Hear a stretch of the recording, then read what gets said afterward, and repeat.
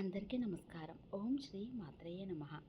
శివుడు మరియు పార్వతీ దేవతల నుండి మాతంగి దేవి ఆహారాన్ని స్వీకరించిన కథ తాంత్రిక సాంప్రదాయంలో లోతైన సంకేతార్థాన్ని కలిగి ఉంది.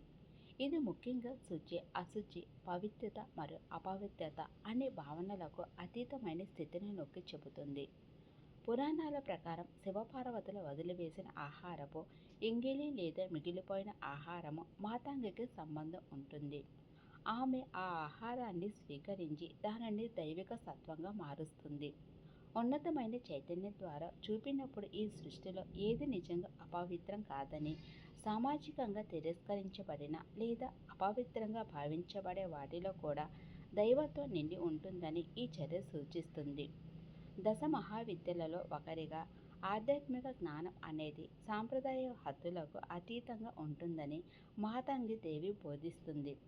ద్వంద్వ భావాలను వీడి ఏకత్వం అనే లోతైన సత్వాన్ని అంగీకరించమని ఆమె భక్తులను ప్రోత్సహిస్తుంది.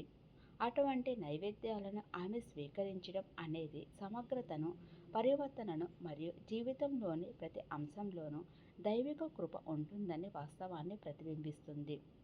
ఇది సాధకుడిని విముక్తి మరియు అంతర్గత మేల్కొలుపు వైపు నడిపిస్తుంది. ఈ వీడియో మీకు నచ్చితే లైక్ చేయండి, షేర్ చేయండి.